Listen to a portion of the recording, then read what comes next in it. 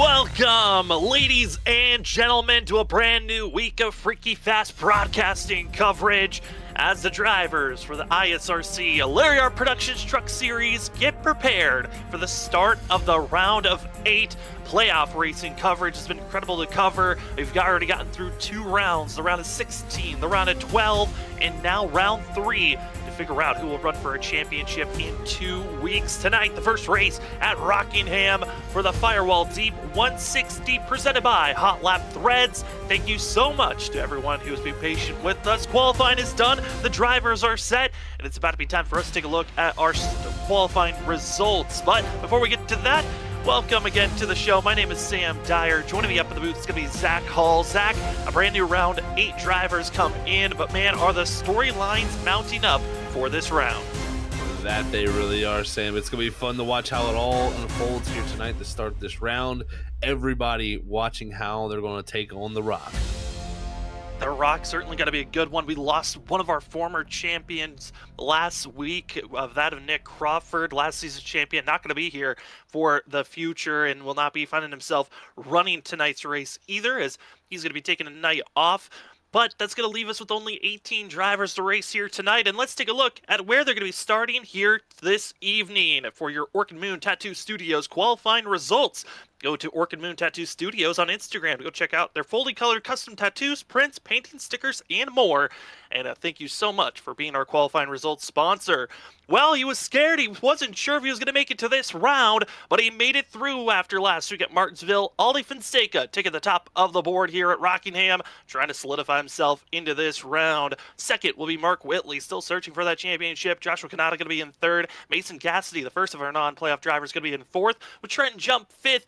Malik Kuntz, who got knocked out last week, going to be in 6th. Christopher Norris, 10-point buffer, the only driver with points to work with, coming into this round in 7th. Cody Reed in 8th. GT Rosario in 9th. And finishing out our top 10, it's Logan Brakey in the 29. Starting in the 11th position, it's the one truck of Martin Morales. Alongside him in 12th, it's going to be Ryan Ferraro. 13th is going to go to the 19 of Tyler Dingler, with 14th being held by the 11 of John Forbes. Surprising bad qualifying run there for Forbes. 15th is going to go to Justin Smith, along with Danny Cochran starting back here in 16th from the 2 machine. 17th is going to go to Eric Stamp, and our 18th truck on the field here tonight is Tyler Horn to round out our field. 20, that of 18 drivers taking on tonight's race, but man, have there been a lot that have shown up throughout this season. The 24 of Ollie Fonseca going to be deciding to take the outside row on this restart. We'll see how that's going to work out for the 24 machine, but tonight's race, again, the start of the round of 8. 8 drivers have entered to see who's going to get the championship for season 5. The question is, can you survive this round? Again, Christopher Norris has won back-to-back races the last 2 weeks. With sweeping those races, he comes into tonight with a 10-point buffer, but is that going to be enough? We'll find out. Pace car to pit road, and the Firewall Deep 160 presented by Hot Lap Threads is underway. 170 laps. Here we go, down into turn number 1. Ollie Fonseca, our pole setter, started on the outside, wanted this outside lane. Let's see how it works for him through 1 and 2 as he powers out of 2 and clears the 77 of Mark Whitley. As right now the battle going on back here is Trenton Jump in the 46, a past driver who's led over 132 laps here the last time we came to this track. I gotta say, we gotta watch out for that 46, Sam. We certainly do. We're not able to give the coverage of that race back in season 3, but there was a lot of drama that even revolved around that race. Drivers intent wrecking and others really plotting against one another. But coming into this race, it was a lot of who can get up front and lead the most laps. If you're up front, that clean air is so crucial here at the Rock of Rockingham. And Ollie Fonseca, first lap in the books. He's going to lead lap number 1 and lap 2. But watch out for Mark Whitley as well as Mason Cassidy, Trent Jump continue to stay side by side. But Zach, this 46, he is the one of the lone survivors with that of Danny Cochran, still searching to become the first 2-time champion of the ISRC Truck Series. Could it be one of these two that can get it done? They got to be worrying about this 38 machine of Christopher Norris trying to make his charge forward. That they do. And Christopher Norris, I'm interested to see how he attacks tonight with that 10-point lead. Like you said, he's the only driver with the buffer coming in here to tonight. I think he's going to play a little bit more patient and cautious going into this round, maybe to look to hold on to that gap, as we got a battle going for a lead. As I say this, Sam, Mark Whitley going for the gap on 24 Fonseca. Mark Whitley's been trying the outside lane the last couple of laps. Instead, he'll try the inside groove. Not able to get the momentum that he was hoping for, as when he tries to get back to the throttle, the truck wants to push up. There's just not enough space to work with, and these odd lanes. I mean, it looks like it's a lot of flip-flopping on where the drivers want to place themselves on the entry of these corners. I mean, Zach Rockingham, an older track, no longer race for that of the Truck Series in real life or in NASCAR in real life. And currently, all Fonseca putting some retro showing that the 24 is quick here. That is, the 24 definitely looking good as we're looking back farther here. This is Joshua Kanan in that third position, holding that spot right in front of Malik Kuntz's. These three were almost all three side by side, and in the three last time by, they all figured it out as Trenton Jump is now trying to take a look to the inside. But the thing is, I talked to a few drivers this week just how they were going to feel, how were you going to be able to make passes here tonight. And a lot of them felt, Sam, that you weren't going to be able to pass on the bottom. The bottom felt like the fast way to go around the track, but it just wasn't the preferred passing way. It seemed like you had to get to someone's outside, and I think that's why you're seeing a lot of these guys who gets it insides just can't make things happen. As here's Jump with a great run. This might be his best opportunity. Yeah, and I think it's going to be a lot of can you make a slide job move work, and Jump with the best opportunity to try to make the pass, and Malik Kuntz early in the race decided to back off, not going to be defending too aggressively on the 46's quarter panel, instead of fall in line. Mason Cassidy as well, as this group tries to figure out small ways to attack. Malik Kuntz, one of the drivers that got knocked out last round, and 98, what a season he's had to even make the playoffs, let alone be in the situation he is now inside of our top 5, as Mason Cassidy, one of the shining rookies of this season, the 17, trying to hold off Christopher Norris for 6th place. That he is, and right now, Christopher Norris with that 10-point buffer, we'll see again, like I said, will he play this cautious? Will he be aggressive here? Right now, it seems to be playing a little bit cautious behind this 17 as they're catching up to this 98 who's just been passed by Trenton Jump to see maybe if they can have an opportunity there. But Rockingham, the one thing that does lead to this track, you see Trenton Jump going all the way to the top rope there to try out that top groove. Oh no, Malik! Mason Cassidy, contact on the straightaway. They'll go to the outside, and it just looked like maybe a lack of awareness, and in an instant, the 1798 collision made, and that did not look good on the front stretch. It really did not. That happened so fast there, Sam, that I kind of missed it as I was changing my cameras. And man, oh man, that played out very interestingly with how we seen there as we go to the replay. You see the 46 there was wide off the corner. That's where the 98 kind of got checked up. That allowed the 17 to jump to the outside here of this 98. And from there, they make contact. And it's just kind of, I wouldn't even say really you could blame either driver. It's just kind of both going for the same real estate on the racetrack, and it ends up in a collision there. As Christopher Norris, one of our playoff drivers, he is thanking everything that he made it through there, Sam. Oh, he very much is. And, you know, with all the different ways that these drivers are trying to tackle the front stretch, it's not completely straight. There's a slight bend the drivers are dealing with, and it just seemed like maybe a lack of awareness. Again, we've seen this plenty of times of drivers trying to make their way around one another, and sometimes just small little collisions can turn out to be horrific. And there from Malik Kuntz, caught up in a big mess, required damage. He'll be sent into pit road as Mason Cassidy gets continue on right on board the 17 from his perspective of, you know, trying to tackle. But Zach, it was so, like you said, it happened so quickly. There was no fault. It just was a weird, bizarre moment happening on the front stretch here early at Rockingham. It really was just a weird, bizarre moment for sure. That's the best way I think to describe it, Sam. I mean, it completely caught me off guard there, and I mean, just shows you this front straightaway is very interesting, I would say the least. It's, you know, when we see D-shaped ovals like Richmond, it's got a normal arc and radius to the corner, but Rockingham never felt that way, especially the driver. It felt like almost it had these, you know, a sudden abrupt bends right in the middle of the straightaway, and it can kind of catch you off guard to where you need to be placed on the racetrack. And that's where I could see both of them coming together. You know, the 98 historically, you would think the driver above you is going to be closer to the wall, but if you're that close to the wall here at Rockingham, you're going to almost run into it here farther down the front straightaway. So you got to kind of leave that space off the wall when you're running down the front straightaway here at the Rock. So it kind of leads to that, you know, both drivers fighting for that same real estate, and that's what kind of led to that incident there. Is now we're getting some interesting calls here as we've had a few drivers come down and looks like top off mostly for their cars. So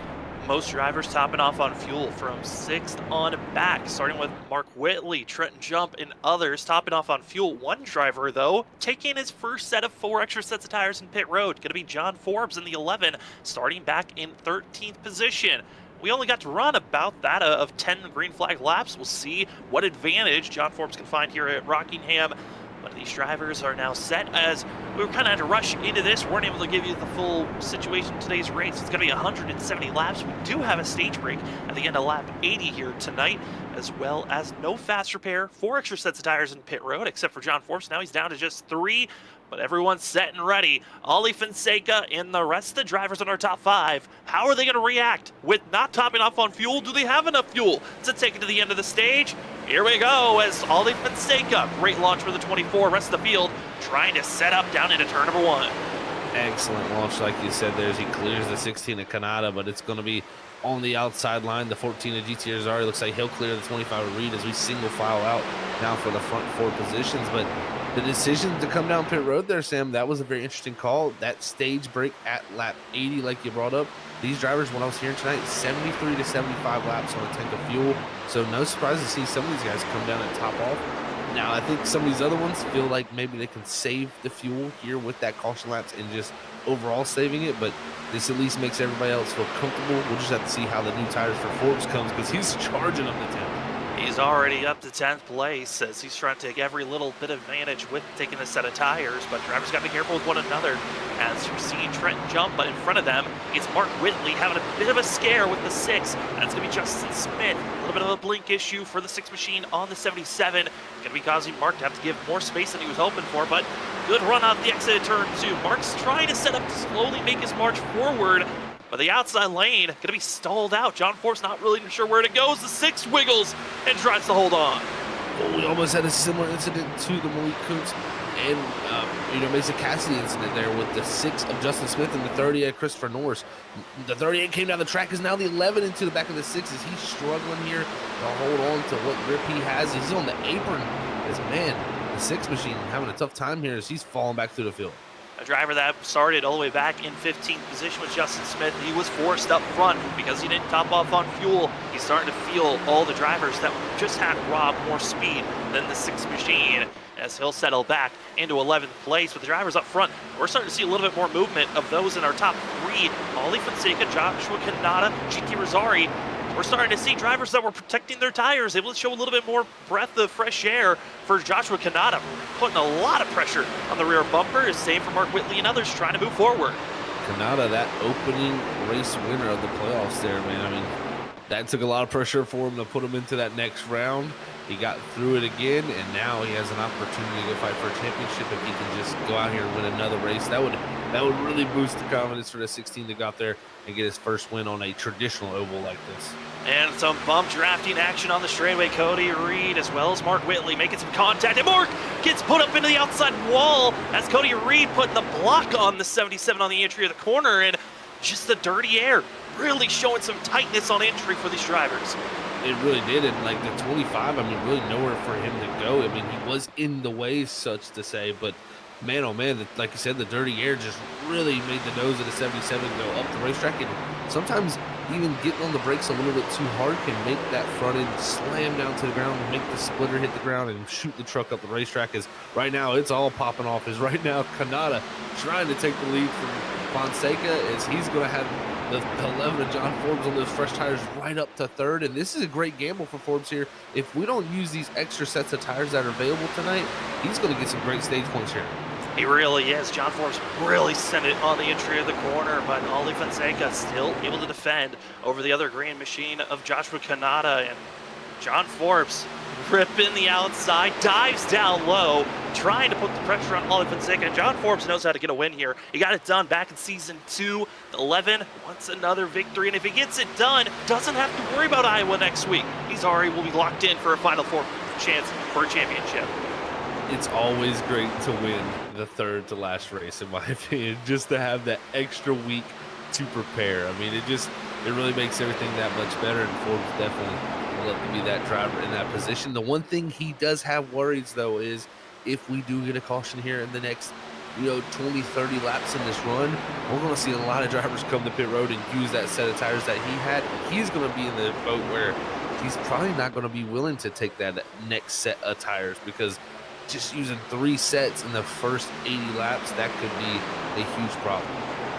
As the pressure for Joshua Kanata, feeling it from GT Rosari and Zach. We kind of saw a lot of it last week at Martinsville. See non-playoff drivers really putting the pressure on playoff drivers.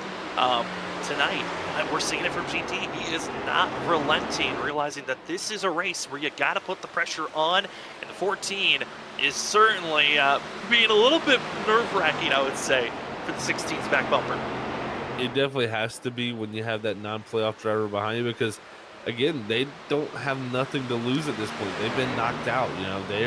They're in a completely different mindset. They're just going out here racing, and it can sometimes get a little bit disastrous when you're willing to put more on the line than the other person. It can end up leading to contact, as now the 14 is to the inside of the 16. And Irizarry, I gotta say, looking strong right now in that 3rd position, as he's going to make the pass off of 4. He will make the pass. Mark into the outside wall for a quick brush, but continues with his momentum. Cody Reed now going to utilize his speed and a little bit of slice and dice, trying to cut their way around as Reed gets by Kanata. Kanata goes with the switchback move, and this is when things get complicated. We're 27 laps into this run, and drivers that have not been protecting their tires, well, they're going to be feeling the pain here shortly. As Christopher Norris, 8th place, but he's trying to slice and dice in a newcomer into the mix. Danny Cochran is caught up to this lead pack. Yeah, he has the 2 of Cochran right here in tow with the pack, along with Mason Cassidy, who was just involved with that incident with the 98. He's already up now to this 6th position as he goes to around the outside. And, looking at it, I don't have any data for him going into his pit stall, but I do have him going down pit lane. And Sam, I wonder if he used a set of tires. The way that he's running right now, it looked promising that he would have found himself taking tires, but 17 trying to figure out how to get by Mark Whitley and others, as Christopher Norris just lays in wake, but he's got the pressure of drivers behind him, the likes of Danny Cochran, Trent Jump, and those are 2 drivers that, for that of Christopher Norris, he's got to be careful not to be causing any more enemies like he gained last week with Ollie Fonseca's Danny Cochran. Great sweeping move. Able to get to the inside of the 38 and will make the pass for 8th place. Great job, like you said there, from Danny Cochran to make the pass. And that's one thing that's been at a premium tonight, is making passes. So when you can get it done, especially on a driver that has the same set of tires as you, it really can make your life that much better. And what a march up through the field it's been for this 2 machine. Watch out for him, because, again, we looked at Forbes, who won this race in the past. That same race that John Forbes won, this was the truck that led the most laps, this 2 machine. He could very well be looking to go to past history and maybe get that first Rockingham win for himself. And can confirm Mason Gasly is the other driver that did take tires for himself. So still going to be trying to make that charge, but being a lot more patient than what John Forbes was doing in the 11. It was quite aggressive on, I'm taking these positions now, not going to wait to be caught up in a mess. I'm just going to get through it as quickly as possible, as we see Danny Cochran in his hot lap for Red's machine trying to move forward, as well as other drivers trying to move their way forward. Mason Cassidy, Mark Whitley. Mark Whitley has been in a tricky spot. He's brushed the wall a couple of times, Zach. We've touched on this with the new damage model. You can get damage, but at some point it's going to break with the amount of times that you make contact with that outside wall. That's exactly right. You will, take the strength away, so to say, of the right side of the car. It only takes so many hits, I will say. Looking at it, as you can see the 17 going past Irizarry for that 3rd position with those fresh tires. That 77, it looks very, very clean on the right side door, but don't let that fool you. All it takes is one big giant hit to the wall, and that damage that had been dealt before will only make that fatigue worse on the right side, and that's going to make a huge incident for him. He's flirting to disaster there off the corner, because 2, man, I'm telling you, every time you exit off a 2 at Rockingham, you almost collide with the wall. It is such a hazard driving here at Rockingham, a tough track for the field to handle with, as Mark Whitley and the rest of the field continue on their charge. 35 laps into the books, and again, we had to rush their intro, and it gives us time with the drivers trying to space out from one another to give some quick shout outs as Danny Cochran dives it down low, trying to make the pass to move forward for 7th place, but we'll give some shout outs to our amazing sponsors that help out here at the ISRC Larry Art Productions Truck Series, with the title sponsor being Larry Art Productions. Thank you so much, Larry Art Productions, who sponsored some of the races early on, then started to sponsor Danny Cochran, and now is the head lead title sponsor of the ISRC Truck Series. If you wanted to go check out some great comedy videos, go on over to Larry Art Productions today on YouTube. And as well, the Laugh Lap. A Laugh Lap is a comedy laughing Instagram page where you can find your daily memes that are racing related. Go on over to the _laugh_lap on Instagram and make sure to follow to go get your daily racing related memes today. And as well, huge shout out to Orchid Moon Tattoo Studios, who's our qualifying sponsor. As Orchid Moon Tattoo Studios, again, go check them out at Orchid Moon Tattoo Studios on Instagram. Go check out their wide range of tattoos, prints, painting, stickers, and more. Thank you so much to the amazing sponsors. And as well, the last one being our stage sponsor of Team Watson Racing Setups. Go on over to teamwatsonracingsetups.com and check out their range of setups that might help you grab your victory today. Thank you again to all the amazing sponsors. Zach, as we're closing in halfway through this stage, it's looking like John Forbes' hand is looking good with taking one set of tires. Same for Mason Cassidy. The drivers that didn't pit, I'm concerned about them. What is their fuel window looking like now that we've been clean and green after just one caution? That's exactly right. Like I said earlier, fuel windows around 73 to 75 laps. I heard more on the into 75. We had that caution laps to help them save fuel. Will they be in trouble though? That's the likes of, I look at Ali Fonseca, GT Irizarry, Joshua Kanata, Cody Reed, and Justin Smith. All those drivers still yet to pit in this race, and that extra bit of fuel that the drivers came down and just got from that splash they came down during that, quick break we had there with that caution, that could be the difference of not making it and making it. So it's going to be critical here to watch later as we get farther into this run, as it looks like that 46 was trying to make that pass on Cochran, and it's going to try to maybe move himself forward.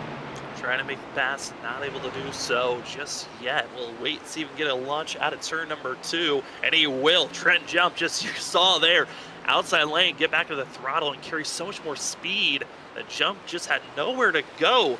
And just watch that two machine blast on by. Danny Cochran now going to set his sights on Joshua Kanata. And Danny, who started this race back in 16th position, one of the biggest movers so far here tonight, and has done a great job up to 7th. The biggest mover is John Forbes, up 13 spots as he started in 14th this evening. But, I mean, Zach, our Season 3 champion, having a great run here tonight. And what a round for himself. 2 short tracks. We know Danny can be quick at those.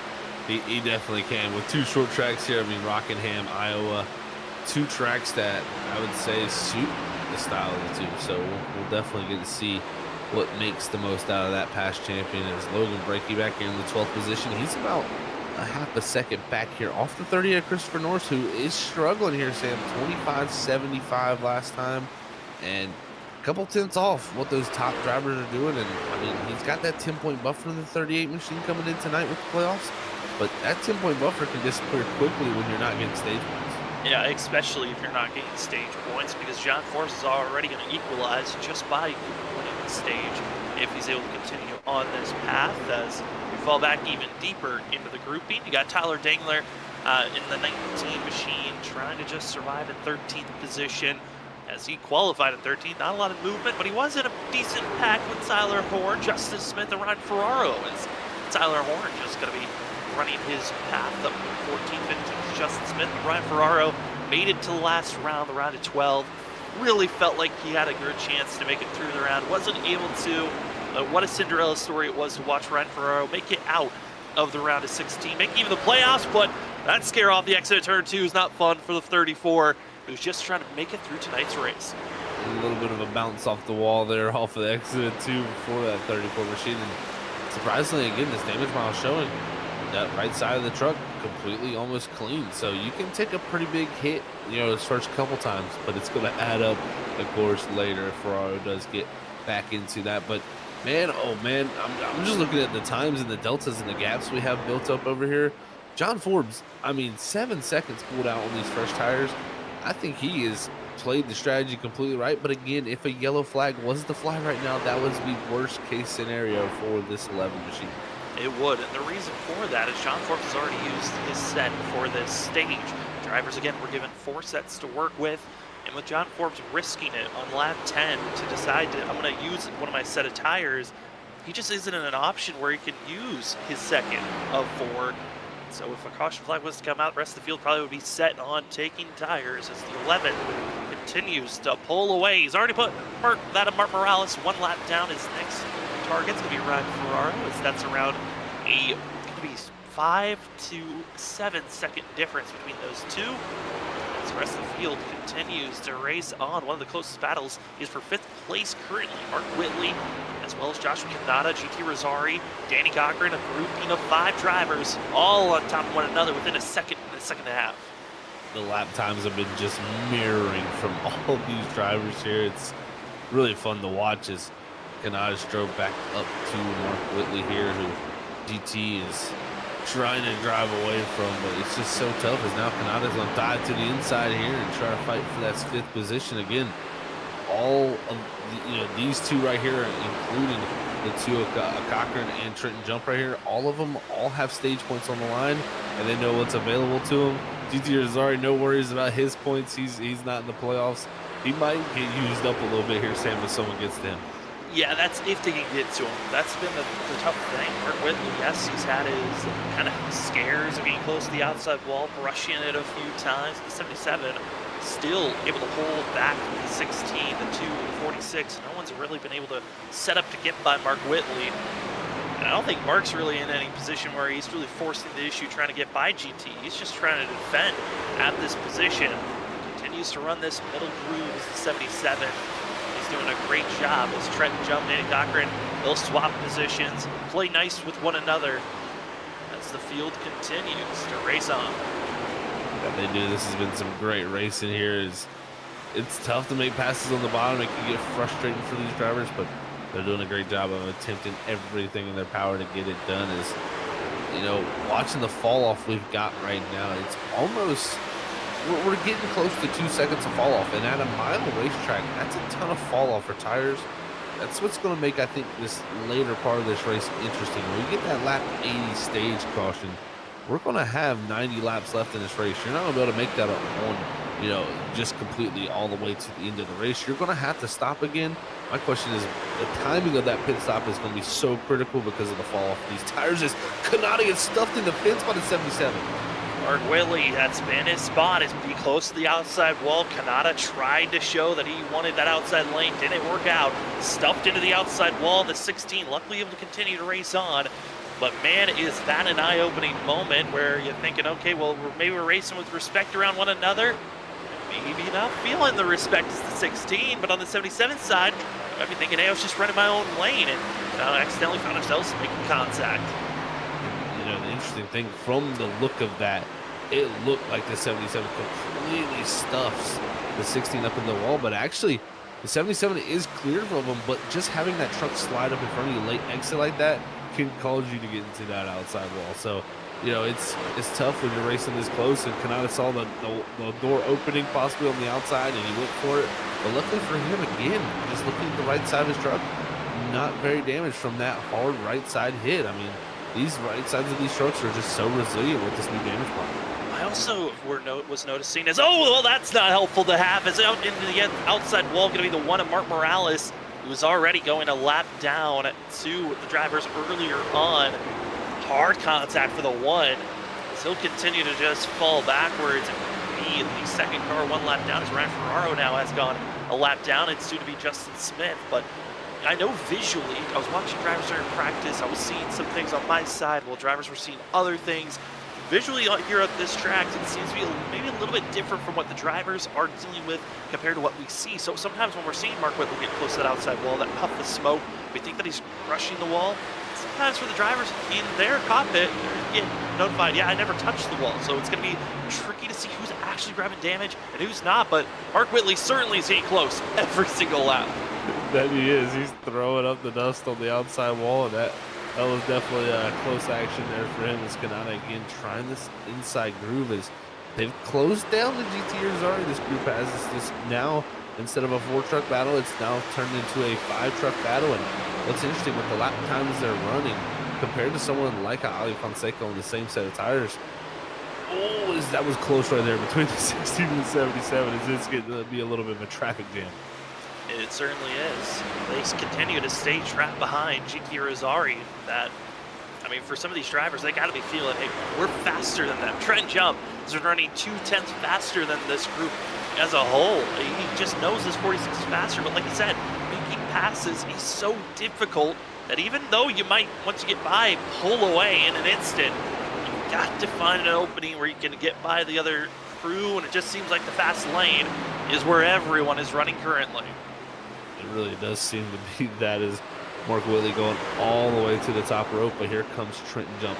He's been the best, I think, at passing on the bottom. Jump has really been very, very patient, and he's just slowly, methodically worked his way forward. Because right now they're coming up on Irizarry. You can see how close Kanada's getting to the outside wall. It's all going to come to shove here in a second, because right now the 77 to the outside of the 14. Huge opportunity for Whitley here to get away from this pack. Been the best opportunity for the 77 to make this move, get by GT Rosari for 5th place, and this is major points for the 77 to grab again. All these drivers on screen except for the 14, they're tied in points. None of them came in with bonus points. The only driver that did was Christopher Norris. So every position, even if you get by this 14, so crucial on getting those stage bonus points, finally able to get by is the 77 and the 16, as well as Trenton Jump. It's just Danny Cochran having to try to set up to get by GT Rosari as the train moves forward as 4th, 5th, 6th, and 8th, all playoff drivers that are trying to move forward.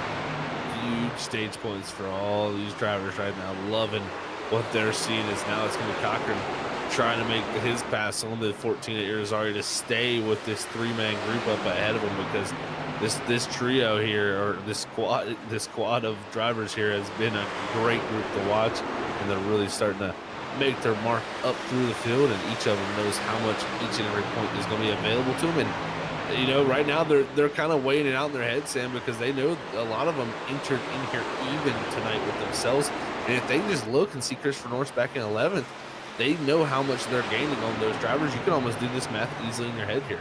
Yeah, I mean, you gain the points, subtract it from 10, and you're back in the fight. And if Norris cannot find speed later on this race, you can find Norris even after tonight's race might be outside of our top 4 in points after this night's over. So the 38, missing out on stage points is going to be so crucial for himself as the group continues to rage on. About to be 15 laps to go before the stage is over. And as well, if we get a caution with lap 75, between lap 75 and lap 80, that will count as our stage break. So drivers recognize they need to be in every great possible position now, because there's a chance of a yellow. You want to be in the best position before the yellow flag comes out.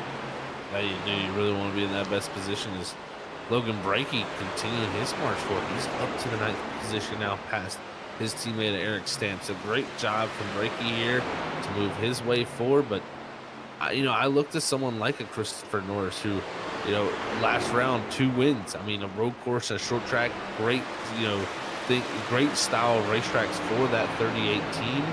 But I look at tracks like Iowa and Rockingham. Yes, they are shorter tracks and they're considered the short track package, but these tracks race so awkward and they're just kind of off the wall tracks that I still think that 38, this is where his struggles come, is that these tracks that really take a different style to race around, and it takes really just experience, and that's what the 38 is lacking over a lot of these guys. And I would imagine for our leader, John Forbes, this is not the driver that he would like to lap, and it's going to be his teammate and the driver that's running last of our Elite 8 drivers, Cody Reed. Stays high, let John Forbes drive on by with ease, and Cody Reed, as well as Christopher Norris, those drivers are struggling from Snowy Desert Racing compared to their teammate of John Forbes that just looks dominant right now.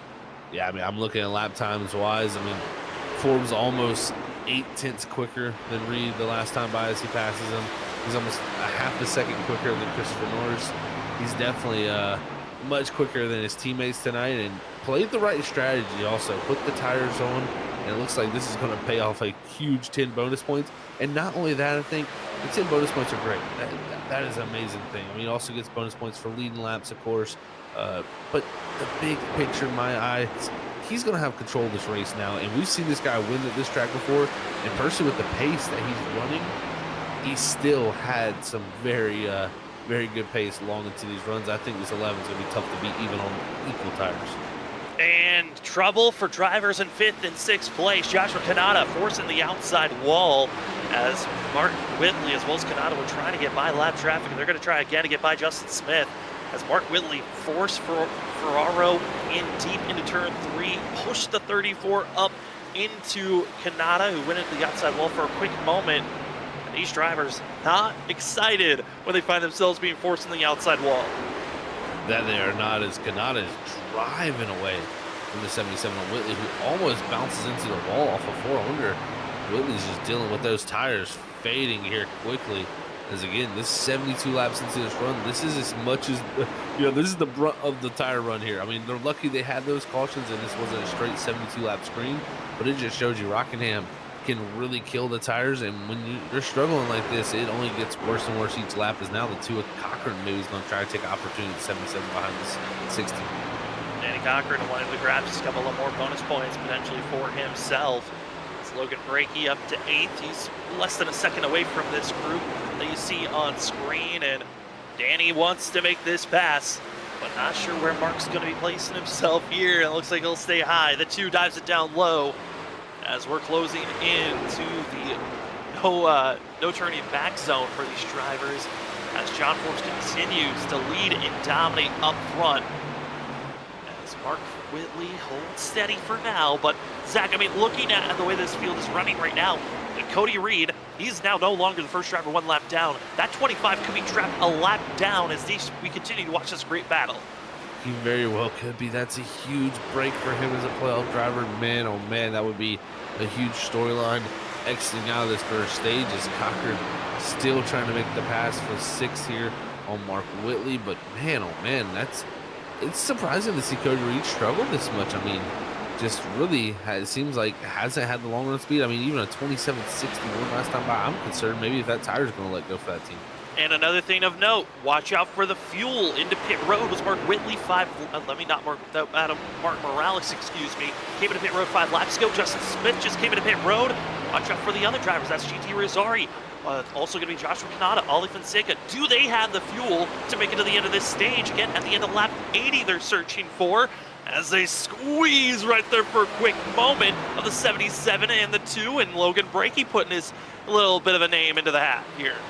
And I will say, Sam, I've seen a few meatball flags popping up as required damage for a few guys. I think a few guys are blowing tires right now, and this is showing. The tire wear is just huge. The 6s, I think, that Justin Smith blew a tire, Ryan Ferraro blew a tire, and now this group here racing this hard. I wouldn't be surprised if Whitley's on the edge of blowing a tire with how struggling, how slow he is right now. As Danny's trying to place himself in a good spot, but then Mark Morales in the 1. He's got fresh tires, going to be forcing everyone to go high. The 1 showing what fresh rubber is like as he blasts his way forward, but he breaks loose. Has to stay side by side with Mark Whitley here.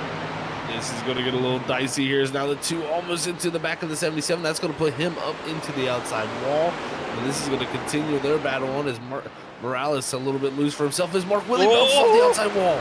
Right in front of Danny. Danny gives him the bumper, but they continue to race on as Mark falls back, losing a spot, but luckily keeping it straight. Logan Brakey with the evasive maneuvers, able to stay side by side with Mark Whitley, and they are just praying for the yellow flag to come out at this point.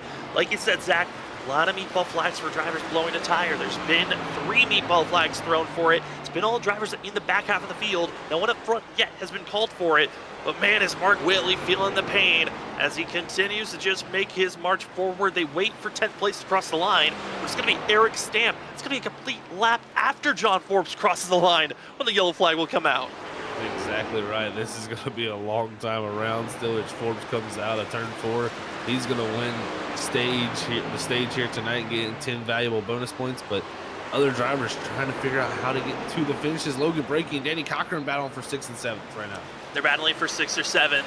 And who is going to get that position? Danny wants the 6th place, but Logan Brakey going to try to deny him as Eric Stamp exited turn 4. Yellow flag should come out once he crosses the line. And now the yellow flag is going to be thrown for the stage break. That's an extra 2 laps the drivers had to run.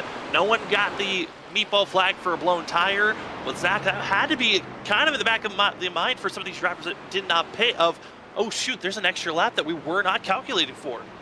You're exactly right, and you got to pace around now, so this is going to be crazy to see if they can get back to him. As John Forbes with his 10-11 second gap, he's going to have so many cars in between him. He should have no problems here getting off pit road first, as he's going to have the clean entry in and the extra fuel to have no worries.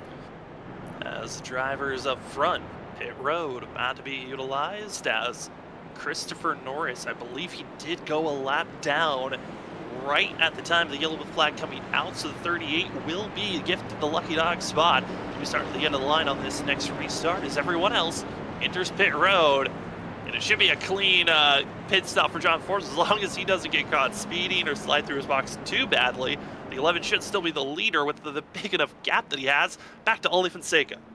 About a 15 truck length gap back to Fonseca when he entered pit road, and it's the advantage of having a 10-11 second gap, man. You put those many trucks in between you, you get that huge gap coming in pit road. So really had no concerns for him. But Oli Fonseca in the 24, great job by him to hold on the second. What an excellent job. I mean, we're going to have a battle on our hands now because the 24 had some great pace on those old tires. I want to see what he can do with this 11 machine. Is now even Trenton Jump getting out third here. Huge race off pit road. Big push for himself. Mason Cassidy falls all the way down to 5th place for the 17 machine and battling back and forth. As we're done with pit stops, let's see if we can queue up one of the faster drivers of the night so you can talk to our stage winner, being John Forbes in the 11 machine. John, it's Sam and Zach up in the booth. You got us? I got you. Well, stage winner here, maximizing on those bonus points. John, how's the truck feeling? How is Rockingham feeling for yourself here tonight? Yeah, it feels pretty good. We were just kind of filling it out on that first run, and the caution came out. And for some reason, no one took tires, so I kind of thought it was a no-brainer to take some tires and maybe capitalize on the guys that stayed out. But yeah, I guess I was the only one that thought that way, and it was a pretty easy breeze that whole stage. So I'm sure it's going to be more competitive from here, and we'll see how it goes. Definitely is going to be a little bit more competitive, John, but congrats on that stage win. That's 10 valuable bonus points going to you for the playoffs, of course. But now with everybody on even footing on tires, how valuable do you think the clean air is going to be, and how hard are you going to fight for it? Yeah, it's definitely going to be a fight. I haven't done too much practice here with other trucks this week, so it's going to be interesting to see how this goes. But clean air is always important with these trucks, and it's definitely going to be a fight. Well, John, we'll send you back to your team, but good luck here tonight, and hopefully we'll be talking to you at the end of the race. Thank you, guys. As that's going to be Snowy Desert Racing driver of John Forbes gets the stage win. His teammate gets the lucky dog. We're down to just 11 drivers on the lead lap, Zach. Man, it is, we're seeing the field really struggle there on speed. But John Forbes, I think that's interesting that he was surprised that no one else took tires with him. I agree. Surprising to hear that. I think if it would have been 5-6 laps later, a lot of drivers probably would have made that decision. But you know, being 10 laps into the race, everybody has that feeling of, is this going to be the only caution? You know, you don't really know. That's where you're sitting in your seat and you're going, what decision do I make? And a lot of those guys were saying, man, I made the wrong one. But at the end of the day, they're still in good positions and they're going to have an opportunity here. And if we do get a couple yellows and a couple, you know, mixes up of this race, we could see that extra set of tires become a factor, actually. It very much could be. Well, welcome, ladies and gentlemen. If you're just joining with us, stage is over. Your stage winner here at Rockingham being John Forbes. This is the first race of the round of 8 for the ISRC Layer Art Productions Truck Series playoffs. This is season 5. It's been a good one. And the Firewall Deep 160 presented by Hot Lap Threads is back underway. No more stage racing. It's all about who can grab the victory as John Forbes takes off. It's going to be the battling for second place. Oli Fonseca as well as Trent Jump, Mason Cassidy as they roar off at turn number 2. Here we go as Cassidy's able to clear the 46 at jump. That's huge because that gives Oli Fonseca, you know, a friendly driver right behind him that he knows is not going to put him in a bad position, and he knows is almost somewhat of a defender for him. So it's a good feeling to have that teammate when they're not in the playoffs right behind you. And One driver of note that really fell through the field and through the pit stop, Mark Whitley, back in 11th place. We'll see how well he can move forward. One of those drivers decided to top up on fuel after he initially made his first stop. So 77's got a lot of work to do, as he'll be the first driver one lap down, as John Forbes continues to try to pull away from Ollie Fonseca. Ollie being the Pole Sitter Award winner. 24 did a great job holding back Mason Cassidy, who had fresher tires on that first stage. Now, what unequal footing does the 24 have on passes, or will he just settle and wait and take any points that he can grab here with a good finish? That's the huge question. Do you go and risk it? Do you go harder and use up those tires to try to go get the clean air and lead? Because if you don't, you could pay the price and go backwards to this field and just lose points. And I think if you're Fonseca, you like the points that you're having so far, especially if you finish second in the stage. If you finish second in the race, you should be set up well heading into Iowa. But at the end of the day, we're all racing drivers and we want to win the race, so I'm sure he'll go for it. But right now, the driver going for it is that third position of Trenton Jump. Trenton Jump trying to get into a better position as Mason Cassidy up to third. Move by the 46 machine, and Cassidy has been looking good here tonight. He's been evolving every race, it feels like, on getting faster and quicker on the race pace. Qualifying, he's been decent at it and make sure he's up front, and at times looking like some of the sneakiest and fastest drivers. Right now, the 17 trying to hold steady, as you're seeing also a little bit of puff of smoke around Logan Brakey, GT Rosari, and he's making a charge forward. Christopher Norris up to 9th place. Christopher Norris is making a little bit of a charge. He's got to be careful, though. He struggled so much on those old tires that last run. Right here, though, going, trying to get the track position back. And, sometimes that's the best position to be as the 17's going around. Mason Cassidy down into the grass. That's off the racing surface, so we will stay green as the 17 tries to loop himself back, moving forward. As oncoming traffic is heading his way, he'll gas it back up and start moving forward as Malik Kuntz is back out on track, and a little bit of driving close as Malik driving slightly frustrated around the 17. Definitely was. I mean, those two involved in it. I'm sure no love lost between those two, but what that happened right there is we look back to Cochran, who's trying to make his move as GT's going to dive to the inside. Now you have Christopher Norris going to the outside here, but all that played out though, Sam, was the 46 of Trenton Jump got into the 17, actually going down to 1 and 2, got the position for him, muscled him out the way. The 17 dived back down to his inside in 3 and 4 and kind of made this, similar contact as they came off of 4 as the 46 kind of chopped down into him, and that spun the 17 down the track. I'm sure the 17's not too happy. That's not what Trenton Jump wants to be doing, is building the enemy. Absolutely not, and especially making an enemy with a non-playoff driver, always a risky move, because they've got nothing to lose. Well, you've got everything to lose. The 2 of Danny Cochran up into 5th place, trying to run down the 16 of Joshua Kanata. Kanata continues to just run such a sneaky race, just quietly being up front and trying not to cause any issues. And I know he was having that aggressive battle with Mark Whitley throughout the first stage of this race, but Josh Kanata has just been having such a sneaky good season here for Season 5. He really has, man. It's been so impressive to watch, and it's kind of interesting to watch how it's morphed, because I look back to last season, I felt like at times last season he could have won the races a few times, and it just didn't play out that way. This season it's been more quiet. Then he comes out, gets the win, of course, at the plate track and to start the playoffs, which was amazing. But now, look at him. I mean, he's been very much flourishing and been a contender each and every week. This is what you got to do if you want to go fight for a championship. Yeah, I mean, the playoffs have been great for Josh Kanata. You touched on it. Won at Talladega. And then after Talladega, he got 10th at Atlanta, but it didn't matter on where he finished at the track because he was locked in to the next round. The previous round, we were just in for the round 12. Finished 7th at Road America, 8th at Martinsville.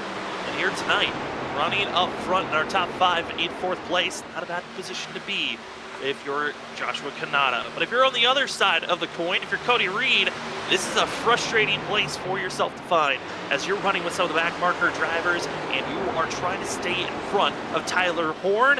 As the 25, the 26, they are the only drivers 1 lap down, and if a caution flag comes out, they're not involved.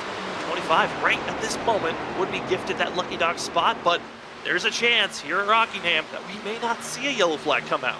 We got some big stuff happening here, guys. Trenton jumping the 46. He's caught up to Mason Cassidy, and Cassidy is not playing nice with him. he is not trying to let this 46 by. We could have some games here being played. And Trent Jump, known when he first joined in the league back in season 2 when he won the championship, he got messed with a lot. He got intent wrecked once during that season. And then intent wrecked season 3. He's hoping that season 5 won't be on that bingo card. 46 is trying again. Be patient. Don't get caught up in someone else's mess. You've already caused an enemy with 17. At this point, you're just hoping, okay, it was a bad moment. Can we just get by one another here? That's what I think the 46 is going to be hoping, is kind of backed off him, and one of the 17 will slow back down and kind of, you know, give the old Chase Elliott their effect of the 30 air, dropping back onto the nose of the 46 and kind of hurt him that way instead of, you know, overall just wrecking him. But yeah, I think Trenton Jump got a little bit of a scare there for a moment. Is now Fonseca, he's starting to close the gap even to Forbes up here. It's only 0.3 of a second. And I tell you what, if Cassidy comes up here, he could be a factor.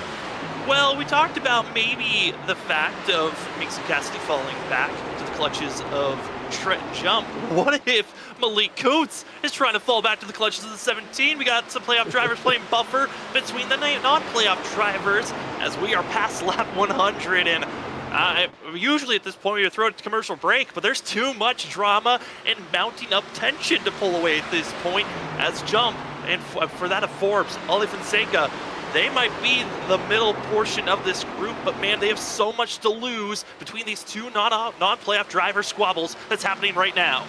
They definitely don't want to be the meat in this sandwich right now. This is not a good situation to be in. If you're the 11, you're the 24, you want to get out of here, you got to get past that 98. And I think Malik and even Mason, they have enough wherewithal to, you know, understand the situation of what's going on. But at the same time, I've seen crazier things in sim racing, so I don't put it past these guys to possibly have a little bit of a run. Absolutely not. I mean, I think back to Malik Kuntz and Noah Steele. They're a little bicker between one another. And right now, you've got Malik Kuntz, who's 78 laps down, just kind of running the same line as our leader. Usually at this point, you see a lap car that this many laps down will just get out of the way. Let the leaders run their own race. But right now, he's just fighting for practically nothing at this moment. Well, Mason Cassidy, who's the first driver 1 lap down, he's fighting to try to unlap himself, or at least stay in front of Cody Reed, who's 5.5 seconds back. This is a lot of battling for nonsense. And it's Ali Fonseca, John Forbes, stuck in the middle of this, and Forbes just cannot get by this 98 machine. That's got to be frustrating. 78 laps down, Sam, like you said. I mean, that's, you know, if you're Malik, I understand you're frustrated at, you know, the 17, you're frustrated, you know, just overall how it's played out here for you this season. But you can't just ride in the way of the driver that you're in front. And he's got the thing I think that's aiding this right now, though, is he has about 6 lap fresher tires in this group also. So he's kind of just sitting right in front of them with a little bit fresher tires. If you're John Forbes, you're like, either pull away or let me go, because you don't want to be sitting in the wake of that truck. That only hurts the tires that much more.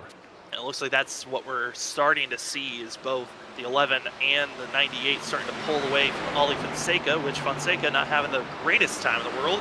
He's got Mason Cassidy, who's the first driver 1 lap down, just putting all the pressure on Ali Fonseca and allowing Trenton Jump to kind of close back in. But Jump, at the other hand, doesn't want to get too close to 17 because he's afraid 17 of Cassidy might try to retaliate on him. That very well is. It's lots of things going on. This is a whirlwind right now. The drivers and their emotions, and sometimes that's how it is as a driver too. It's a whirlwind of emotions while you're racing out there, and it's hard to bring them all together and focus on the thing at task, but sometimes it all goes haywire as Forbes has been able to open the gap up to Fonseca here, but still stuck behind Malik. And what's weird is Malik will pull away and then he'll slow back down and be right in front of 11. I don't know if maybe he has some type of beef with this 11 from earlier in the season. I mean, maybe there's something going on.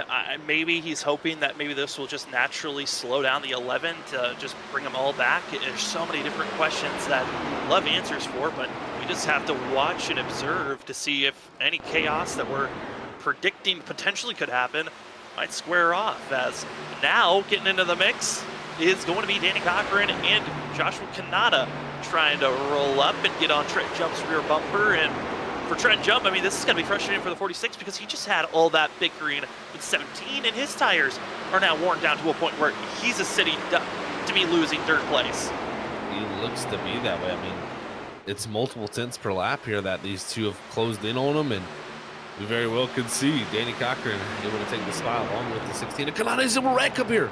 Wreck up front, and it's Malik Coates. Around goes the 98. Oh, yeah. I'm not surprised. And found himself just walking and getting in the way, and John Forbes is fed up with it. Says, get out of here. You're causing issues. And with that type of a spin and the way that we've seen Malik racing currently, I would say John Forbes better start running. Who knows if the 98 might try to get retaliation. That's the thing, Sam. I mean, as we're going to see here, yeah, this is how it played out, folks. Is the 98 said, I'm going to block you all the way down to the bottom of the racetrack as a 78 lap, 78 lap down truck. John Forbes said, I'm done playing these games. And yeah, that's what happens when you're trying to hold up the leader who's racing for playoffs. They're not going to take it well. And I think Forbes there, like you said though, Sam, the only thing bad for him is this has now built him even a bigger enemy, I guess, than Malik Coates, and the 98's still rolling. Still rolling, and now has to make the decision of, okay, well, what's going to happen here? I mean, does Malik want to attack the 17, who ultimately took him out of contention to run this race, or do you take out John Forbes, the leader that just spun you currently? It's hard to say, but this is now turned from well, let's talk about the playoffs to who's going to get wrecked for the next go around, as our third caution of the day comes out. Second on track incident to bring out a yellow, and Ollie Fonseca into pit road. But how well can John Forbes get some repairs done to get back out there on track, and how much of that spin affected the 11 at all? That's going to be the huge question. I don't think it hurt the nose at all. I think the 11's completely fine with that. It does win the race off pit road, but someone I think who liked all that was Trent Jump. I mean, for him, he was starting to struggle on those tires. Now going to be able to hold station here in third and not have to worry about the 17 being right up in the mix with them. And waiting to see who's going to get the lucky dog spot. Cody Reed was hoping that it was going to be him, but I believe it's going to go to the 17 of Mason Cassidy, who's going to get the lucky dog position. And Cody Reed not going to be able to take the wave around. He's going to have to go into pit road, and that's frustrating for the 25, who's still going to be trapped one lap down, even with this yellow flag coming out. It's very, very frustrating for them, and they'll be hoping for another yellow flag that hopefully they're in the right position to get that done. And if you read, that's just got to be a heartbreaker for sure. But right now, it's going to get all reset. John Forbes with the lead, Ollie Fonseca in second, and we don't know what's about to happen here, Sam. This is looking like it could go down a dark path. It's been a meltdown, but it certainly should be a joy to watch from here on out. As again, I would love to go to a commercial break, but the drama's been too crazy. Instead, on this restart, we're going to go to a crank it up for these drivers. But Zach, any final thoughts on kind of that incident that we just saw from John Forbes and Malik Coates? I mean, I know it was a situation where you don't like to see that situation happen, but it felt like it was almost necessary to get the 98 out of the way. Otherwise, it was going to hurt John Forbes from that point on. It's always so interesting to see because, people could be like, man, that's an intentional wreck right there. I mean, that is the 11 intentionally wrecking the 98 out the way. But I feel like sometimes there's times where things are warranted, I guess you could say. And there's a good reasoning behind it. And I think being 78 laps down, holding the leader up, I think you're just asking for something like that to happen. And at that point, Forbes was done with it. I mean, clearly Forbes was, willing to run behind him at that moment. But once he got to him and got to his inside and he felt like he was supposed to be given that spot, he really was not willing to back down. And I gotta feel for that as a driver myself. If I'm in the lead, I'm not backing down for that lap car either. You got to drive your own race, but at the same time, now that builds the enemy even bigger. So we'll see, Sam. This could take a very interesting twist. We'll keep our eyes out on what Malik Coates is going to react with because he's still in pit road. But up front, John Forbes, Ollie Fonseca, Danny Cochran, Trent Jump, Christopher Norris, that of Joshua Kanata, your top six. We got less than that of coming up to 50 laps to go. Pace car into pit road. Let's crank it up and see how these drivers react on this recent restart.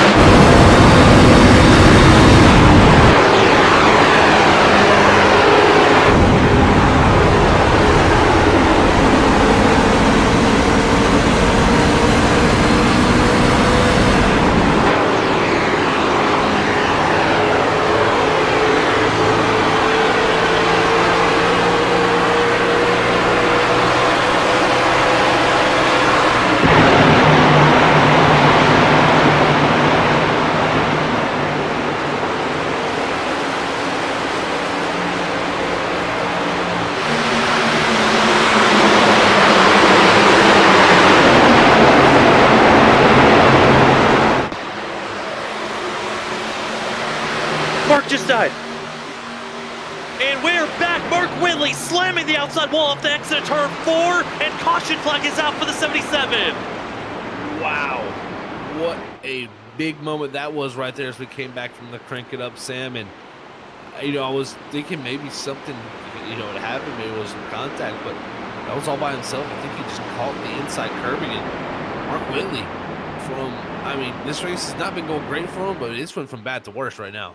Oh, it absolutely has, and I thought we were coming back to maybe show, hey, Justin Smith just found himself ending his race. Mark Whitley, on the other hand, you know, like you said, went from bad to worse in that one segment of a crank it up. We've already lost one driver of Justin Smith, who slams into the water barrels, but here's the overcorrection from Mark Whitley. Hard contact. Oh, tries to save it, and Tyler Horn, woo, just squeezing on by as the drivers of the 77.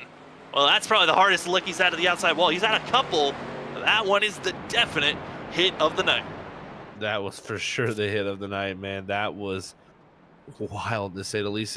Look at the decisions. They're making little split decisions here, Sam. I personally feel like maybe that could have been the time to come down, but with these people staying out here, I think now the decision to stay out is not bad.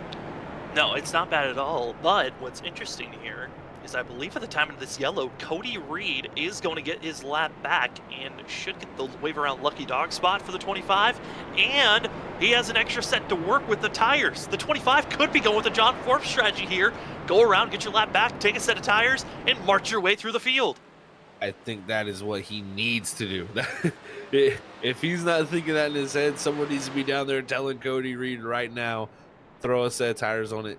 No reason not to risk it for him. I mean, it's literally 2 laps off of what we've seen earlier in the race that Forbes had a difference on. It was about 10 laps.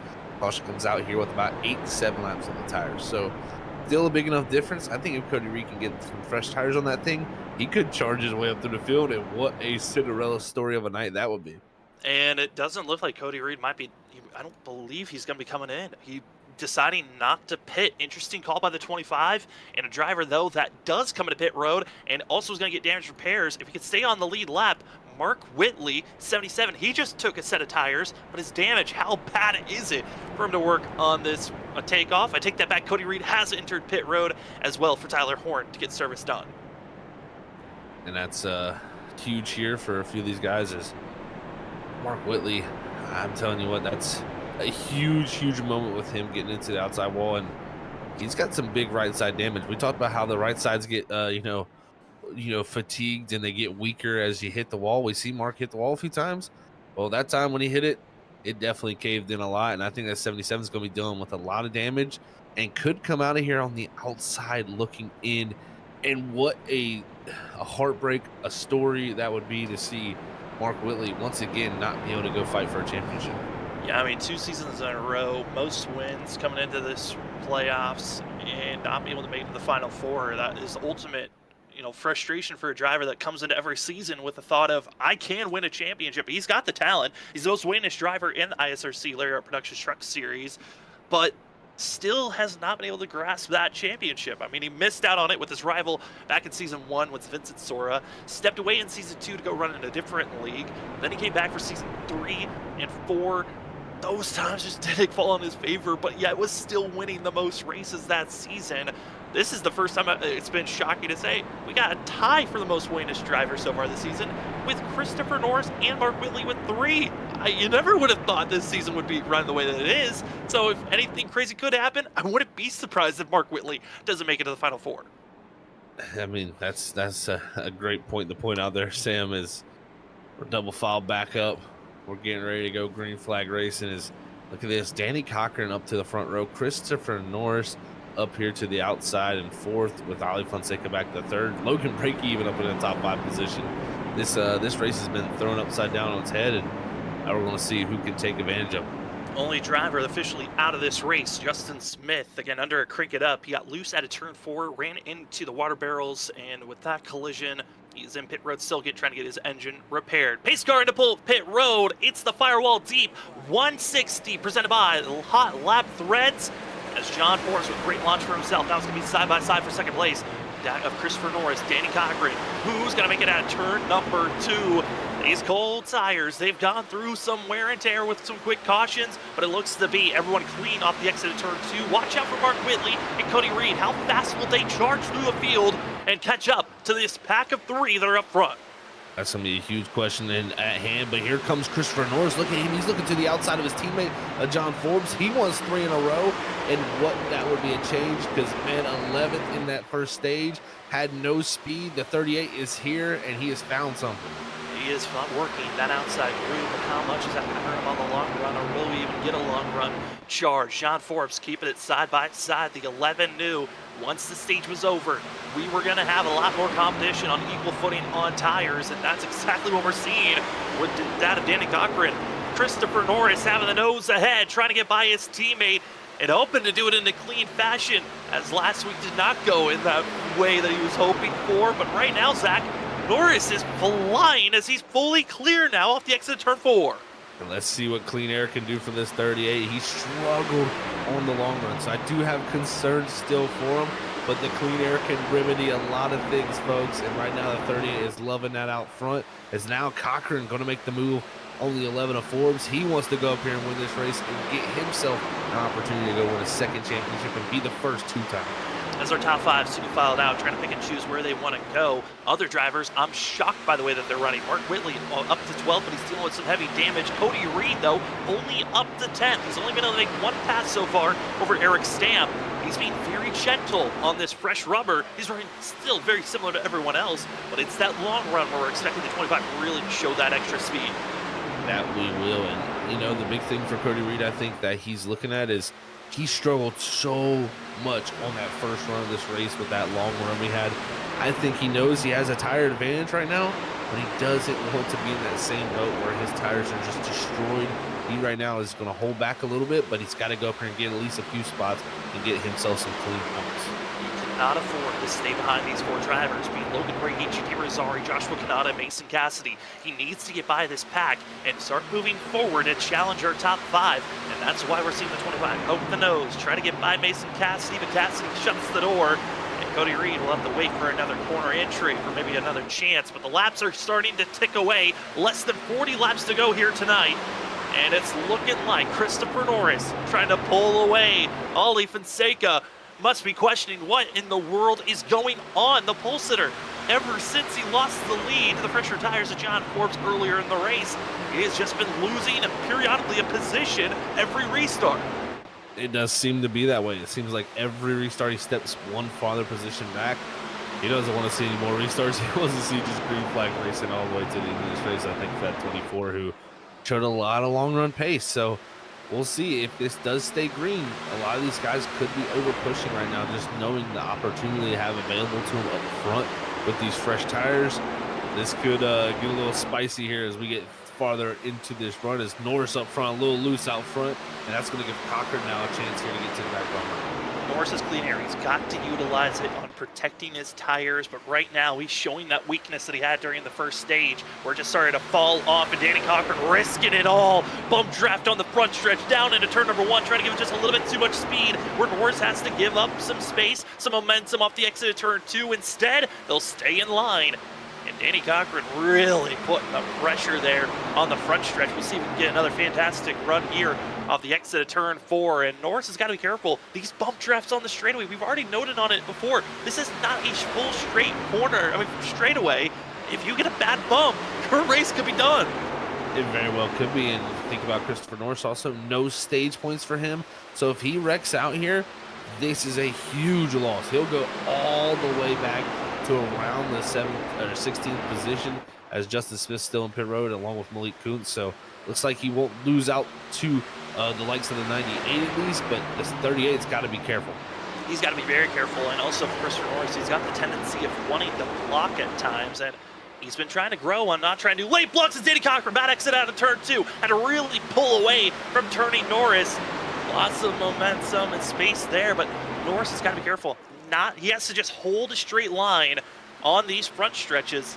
Otherwise, if he tries to make any evasive maneuvers, Danny Cochran's front bumper might be the anchor that pulls Norris down. That's all it's going to take. We've seen it already. I mean, the 11 didn't take much force from him to get into the back of the 98 to spin him around.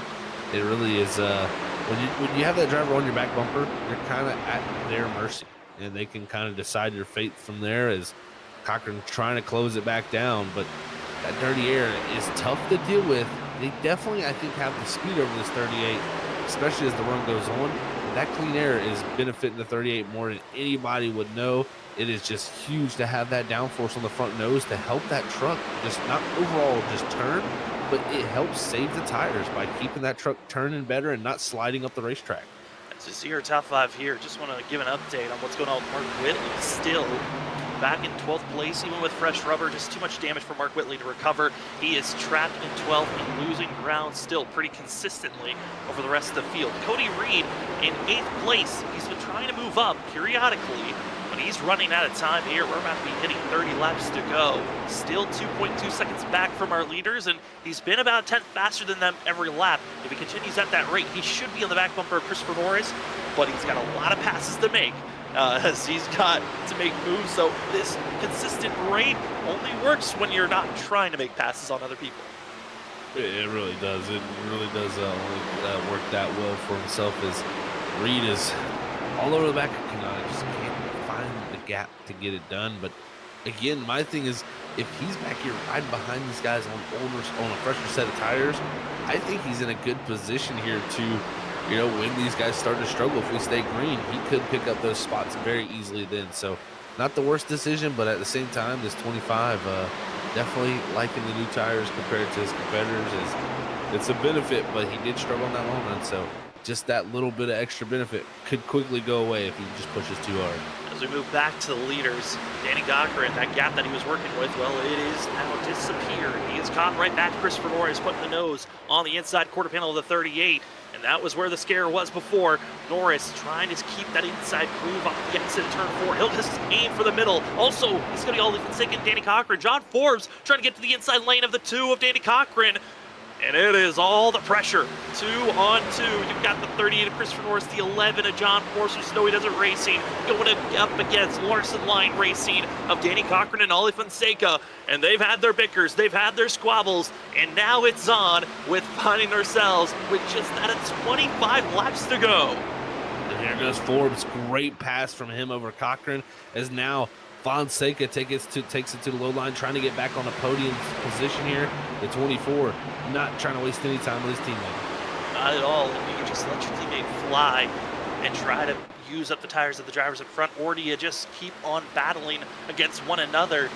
You'd think that Danny would just say, okay, I concede, take that spot and attack them, go after Norris, go after Forbes, put the pressure on them, and instead, it's a little bit of symmetry going on between the two teammates both those battles, as John Forbes able to slide on by through Christopher Norris. The 11 takes the lead. Norris back to second. Now it's Ollie Fonseca. He's got to get by as Danny gets to the outside wall and try and jump. Big slide for the 46. He holds on. Everything going wrong for some playoff contenders right now as they're losing out points that are valuable to their playoff position. As Forbes was able to take that lead from Norris, but drivers bouncing off the wall like couldn't jump back to 7th for him, as he's going to be in the clutches now with those fresher tires of Cody Reed. And also, look who they brought in. Also, Mason Cassidy in the 17. He's not too forgetful of that 46 earlier in the race. We could see some fireworks fly here. And the fireworks aren't done just yet. Still Malay Coons in pit road, just to give that update for the 98 machine. Cody Reed trying to get by, and for Reed, if he does not win this race, he has to finish second, or at least in our top 3 as he squeezes it with Trent jump on the entry on turn 1. But the reason why Cody Reed did not get any stage points, the drivers he's racing around, a majority of them did. So if Cody finishes inside of our top 3, that might minimize that gap that he's lost because of the stage bonus points. It very well could minimize it for sure, as he's trying everything in his power to get around Jump. The Jump's doing a good job of just running the top groove and making good speed, and that's what you got to do when you're in those positions. Is look at that 25 all over the back bumper. All over, but also battling going on between bitter rivals from last week. Christopher Norris, Ollie Fonseca.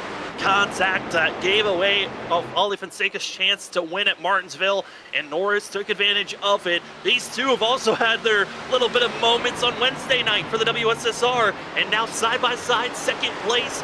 Who's gonna get the advantage as John Forbes now has a second gap over these two? These two have definitely not enjoyed racing each other. You can see it's continuing on. This is allowing Forbes to get out ahead. But if you're Christopher Norris, you gotta be safe here because you can't risk too much with Fonseca because you know how you didn't score stage points. Fonseca did. He has way more risk he can play out. If you're Christopher Norris, you're just trying to make the most out of this night. And right now, Fonseca getting around him, not the worst case scenario, but it's going to put him back into the clutches here of the 2, the 14, the 16, as these three are looking hungry as they're looking very fast. Settle in, get prepared for the next assault that might go down. 20 laps to go for John Forbes, 1.5 seconds ahead of Ollie Fonseca. And John Forbes trying to lock himself into the final 4. What a crucial moment this could be for the 11 machine, for a chance of redemption for all the times that he's had a chance to win a championship. As he's got to watch out and make on this race staying green, but that's going to be a difficult saying with Danny Cochran, GT Rosari, Joshua Kanata. They are putting a lot of hurt on the back bumper of that 38. They're putting the pressure on here, Sam. And if you're the 38 of Christopher Norris, to know that you didn't get those stage points, this is a critical moment for you. You need a good finish in this race. That will kind of clear that buffer zone of those stage points up a little bit for you and help your positioning to that cut line that you had coming tonight with that 10-point gap he had that disappeared in only one stage. So we'll see what he can do here, but this is critical for this 38 team if they want to be in a good position heading into Iowa. Once again, just holding back everyone. This is looking like shades of Ollie Fonseca trying to hold back that of Mason Cassidy earlier on as Kanata bounces it to the inside trying to make his way past GT Rosari, but Christopher Norris holding back this crew, not allowing the 2 to get by, and this got to be so frustrating for Danny Cochran, who just has not been able to find any spacing to get by. Into pit road's going to be Tyler Dangler, not able to make it to the end of this race for himself, as he's going to pull it into pit road to get service done for the 19. Rest of the field, concerned about pushing your tires maybe here, Zach. With 16 laps to go, could drivers maybe be too aggressive on their tires, and I'd be seeing some drivers maybe pop a couple of tires if they aren't careful. It can happen. It's already happened multiple times tonight, and when you get frustrated and you're stuck behind someone, you push that a little bit too hard, you can easily overwork the tires. This group's still going the battle as Kanata looks to be the one I think that looks the most dangerous in this situation. That truck looks fast, and if anything, he's going to be trying to at least get that position from the 2, but I think he has a good shot to go up here and get a podium. And he's got a really good chance, if possible, as he continues to try to make his way forward. That Christopher Norris keeps the pressure on other drivers, though, in a scary predicament as the 2 finally shows his way by. Is the battle for 7th position. Mason Cassidy, Trent Jump. Cassidy's given no space at all for the 46 machine and continues to kind of scare Trenton on the straightaways with how close they've been getting side by side as they continue to put the pressure on. It has been intense battling between these 2, and like you said, the 17, he is leaving no room for error here between these 2, and you know, that's what he can do, man. He has the ability to risk more. He has no worries. He's not a playoff contender. He's going out here just to race, and right now, trying to jump, every point matters. So you're calculating and weighing the risk of each and every position that you try to battle for. Jump, we know he's not going to give in to anything. He's going to fight for this spot because he knows 7th could be the difference. If he finishes 8th here, you know, he gives up that spot to Cassidy, that could be the difference between him moving on next week or not. Also saw other drivers bobbling back and forth. Josh Kanata falls back in line. He was aiming for a pass, but not able to do so. Tyler Horn looking like 26 is heading into pit road, as you see there on screen. And he's just going to get out of the way. Doesn't want to be anyone's issue as he gets back on track. Cody Reed, surprisingly, those tires, they've fallen away. And Zach, what was looking like maybe an advantage for the 25 to rebound and get positions back. Instead, he's falling back to where he was at the end of stage 1. He is, and he's just struggling. You can see here the 29 of Breaky, easy pass, 29.56 to a 29.88. That's 0.3 of a second difference there between these 2. And if you're Reed, you got to be asking, what am I doing wrong? And sometimes just these oddball tracks like Rockingham, you know, such as Iowa, even next week, that kind of can throw drivers for a loop, that it takes such a specific line, such a specific style to make the tires work. And tonight, Reed has just not got it done. Guys, got to give a report. Malik Kuntz is back out on track as John Forbes is going to be the next driver that our leader has to worry about. We'll see if Malik pulls it back into pit road. He's staying low, and it looks like pit road should be his destination as John Forbes drives on by. But just you never know. At this point, you've seen drivers get angry. You got to just point it out when you see a driver exit and get back out on track for a quick moment. Let you do, Sam, because you never know. I mean, good old Malik, though, bringing it back to pit road here. I don't know if he's going to, go back out and try to continue more laps, or is he just going to bring it back into his pit stall and call it a night? Because definitely a tough one for him, but don't know if he wants to play a factor in this finish here. As I say that, and John Forbes goes out at turn 1, I will say the 98 is coming out of his stall.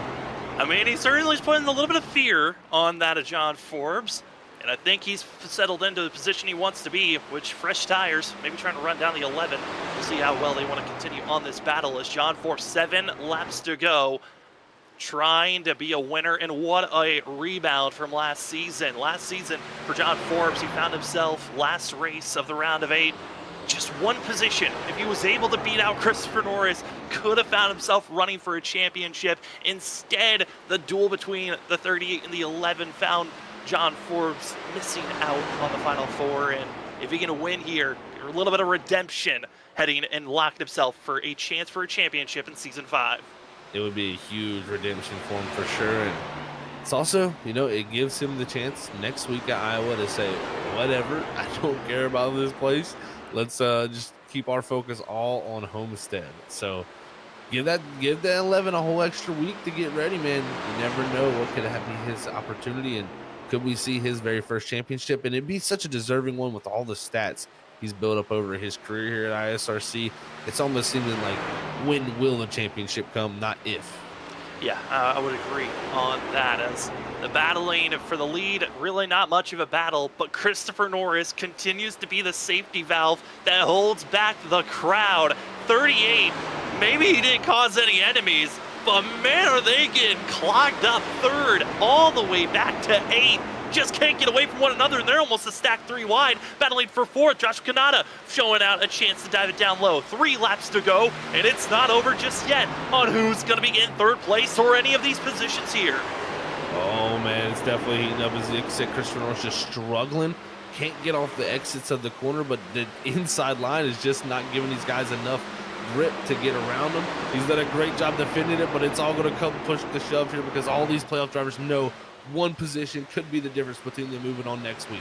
Who can grab this position for yourself? It is getting very frisky on if Norris can keep on holding. If he can, what a battle and fight for himself to get to this position as John Forbes about to exit a turn 4, about to find himself with a chance to lock him into the next round for a final 4 contention. It's the lap, white flag, and Christopher Norris just needs to hold off the crowd for one more lap for himself.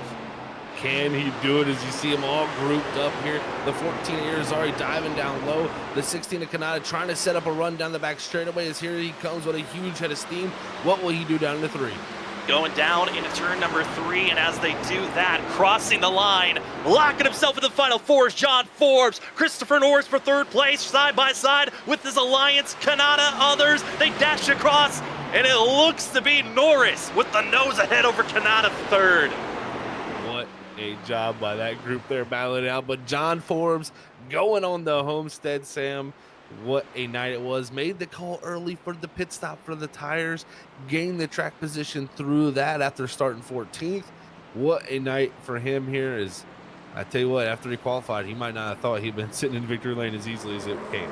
No, I mean, he had to worry about the lap traffic debacle that was going on between himself and Malik Kuntz. But ultimately, John Forbes gets the win with all of the madness that happened here tonight. The different moments of fret and fear. But the 11, he will run for a championship at Miami. The last time he ran there was some heartbreak. But he knows he's got a chance. Won't worry about Iowa and enjoy the burnout as we will step away. When we come back, we'll talk to our top 3 in a spotlight driver, being John Forbes, Ollie Fonseca, Christopher Norris, and someone else right after this.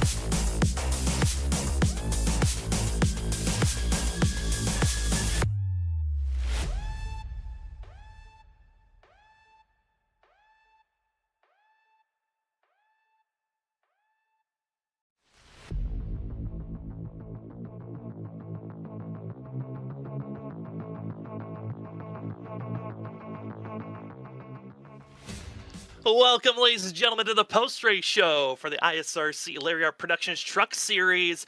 As the drivers for the first race of the round of 8 had a lot of ups and downs, and I don't know what was going to happen, but ultimately your winner this evening for the Firewall Deep 160 presented by Hot Lap Threads, it's going to go to John Forbes in the 11 machine. John, it's Sam and Zach up in the booth. We talked to you during the end of the stage. Certainly was not the way we expected your race to go from the stage on. But man, how are you feeling after tonight?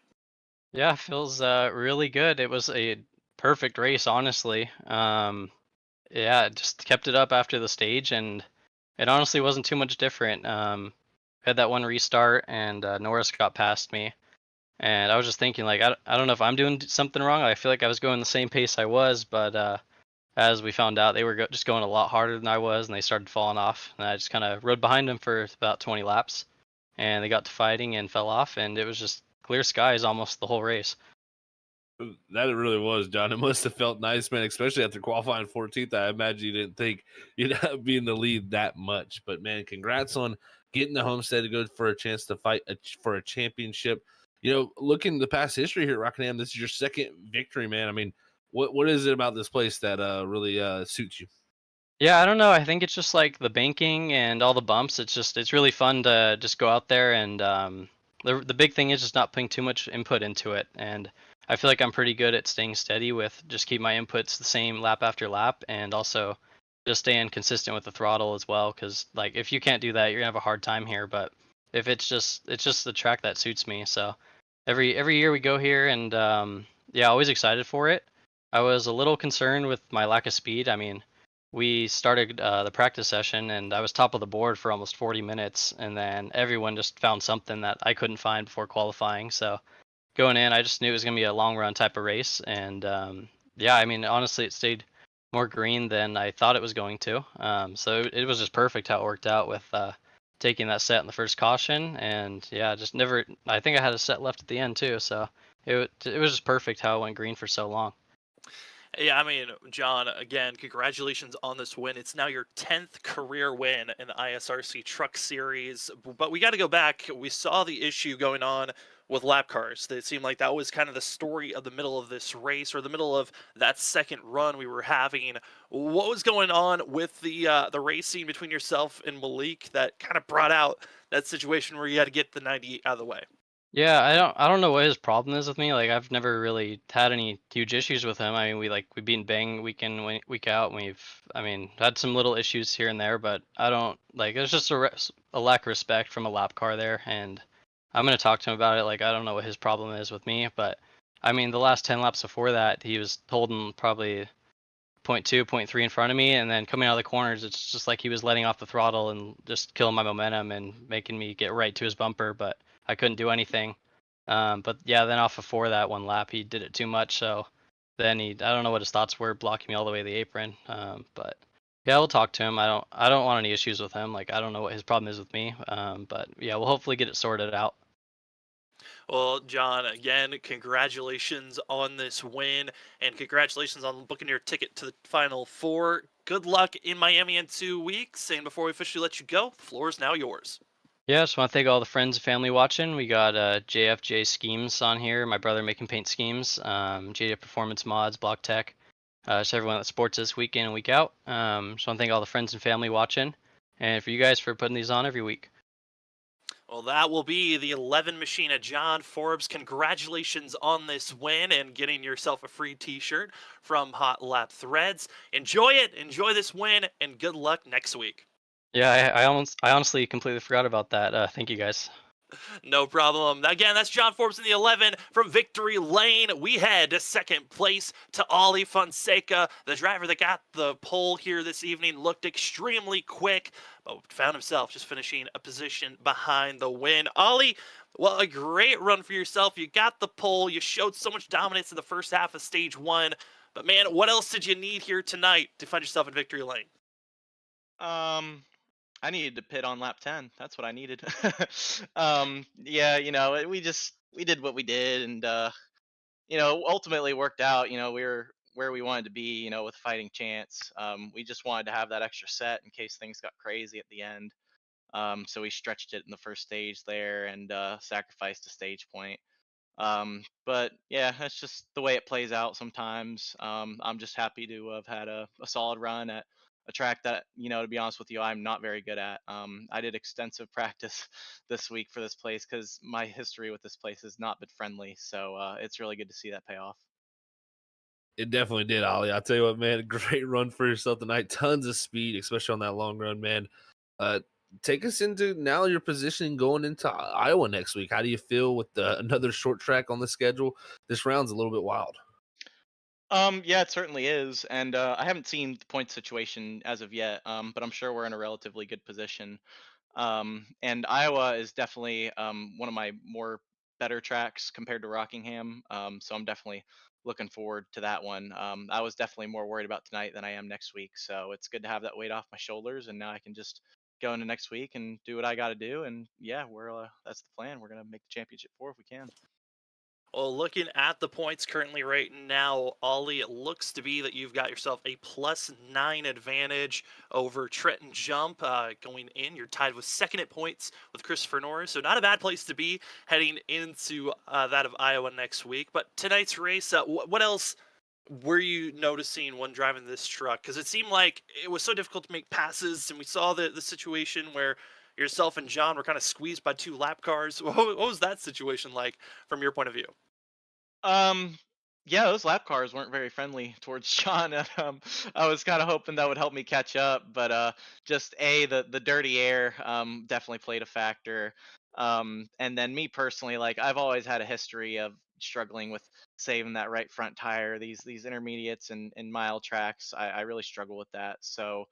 I was trying to back up the corner as much as I can, and it definitely helped. I was better tonight than I usually am at these sort of places. But I can only back up the corner as much as the guy behind me will let me. So it's just all about finding that balance. And I thought we played our cards right. We did everything we had to do. I felt like I did a good job in the truck. It's just, you just got mired back behind those three guys, and they were all battling in front of me. I was just waiting on my chance to get around them.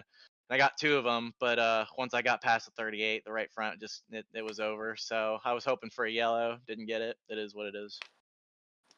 Well, still a very solid run for yourself, Ollie. And before we officially let you go, the floor is now yours for any shoutouts. Yeah, of course. I want to thank my friends and family and everyone who's watching, everything who supports me and my teammates and what we do. We appreciate it. And then of course my teammates, Brandon, he did an amazing job on the box tonight. Danny, Mason, I love working with these guys. They bring out the best in me, and we do a great job as a team. So it's good to see us all running relatively well. And then of course Larry Arts Productions, go check him out on YouTube. I love watching his videos. He has some hilarious content, man. And then Hot Lap Threads, you can use my code OF24 for 10% off discount. Got hoodies and t-shirts, multiple drivers aside from myself, and they're pretty cool. I wear them all the time, so it's pretty awesome. And then of course you guys in the booth that put this on, I appreciate it. Well, thanks for giving us a show to cover. That is going to be the 24 machine of Ollie Fonseca. Congratulations on a solid run this evening, and good luck at Iowa next week. Thank you, sir. Well, from second place, we head to third to talk to Christopher Norris, who really was kind of being the gatekeeper of third on back there late. Christopher Norris, it's Sam and Zach up at the booth. You find yourself third. I mean, what was it like in those final 30 laps? Because it looked like it was you against the world on trying to defend for third place. Yeah, iRacing, when can we get the rescan of Rockingham? That's what I need, I think. The track was bumpy, wasn't easy, and overall wasn't fun. Well, I tell you what, not fun, but you do come out here second in the points tied, leaving tonight and going into Iowa. I mean, speaking of tonight, Christopher, I mean, how was that first long run race, and what did you learn that you could kind of do to fix what you did? I mean, you finished 11th in the stage, and you finished third here in the race. That's got to be a huge improvement. Yeah, it is. It was just a lot of, I guess, I don't know, playing catch up. I played, I planned a lot of long run strategy throughout the week, just trying to learn and see what I could do. But I mean, it really wasn't until the second run where I just started to learn, like back up the entries a little bit more. Try to make sure I exit low, maybe see if that would help me. And then of course I learned the high line. So it's a great improvement throughout the stage, but I really wish I got those stage points to solidify, a better chance into the round of championship round. But I mean, we'll see what happens. It's Iowa. Anything can happen. That is certainly could, and Norris, today's race certainly was a wild one. Top to bottom, we saw a lot of different drivers having issues with one another. What was it like for you trying to get around this course, knowing that hey, I'm not trying to make any enemies after tonight's race is done? Yeah, I mean, this race was really probably about trying to get some respect back. I think some may think I may have lost a little bit of respect with the move I made. But that's okay. We can put that in the past. I always try to race Ollie as clean as possible. Which I mean, I kind of got some in the favor. I know we were on each other tight, but I was on the wall, so not much place I could go. So thank you to him for racing me clean as well. So I mean, it wasn't too bad. I of course had to race Ollie clean as much as possible, trying to get that respect back. Which I mean, we did at first, and that before that one caution came out, I gave him the spot. And then the second time, I don't think I battled him too hard, so that's always a plus. But I'm only one to say, so that's up to him for the next 2 weeks. But yeah, so we can see what we can do. Well, Norris, still a solid day. Third place. It's plenty of points for yourself to work in Iowa. +9 going into next week. Good luck with that. And before we officially let you go, the floor is now yours for any shoutouts. Yep, of course, I'm gonna shout out my teammates. First off, Nick. Sad to see him not here tonight. Mostly my fault for what happened last week. But he had some stuff to do, and I'm glad he spent some time with his wife. So shout out to him, and of course my other teammates, Josh Kanata, Tyler Dengler, who are affiliates. And then of course the main shout out to John Forbes for getting an awesome W to lock himself into the next round. Cody Reed as well. He had a bad night, but it's alright. He'll come back at Iowa. You guys for the great show, admins for putting this on, and then of course customlids.com. Go get yourself a custom hat. That will be the 38 machine of Christopher Norris coming away with third here tonight. Congratulations and good luck next week at Iowa. Thank you. As we move from third place, let's head down to fourth for our spotlight driver who almost stole third place there late off the exit turn 4. We have Joshua Kanata with us. Josh, a strong run for yourself. You looked mad fast at moments here tonight.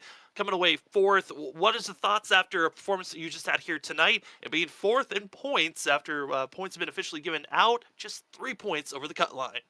Oh, I should have pit on that last caution. That's all I'm thinking. But no, it was a good run. It'll definitely help us going into Iowa. I'm a little concerned about Iowa moving forward, but I think that's about all we could ask for tonight, man. John was just dumb fast, wasn't he? I don't think anyone was beating him tonight, so we had a good run.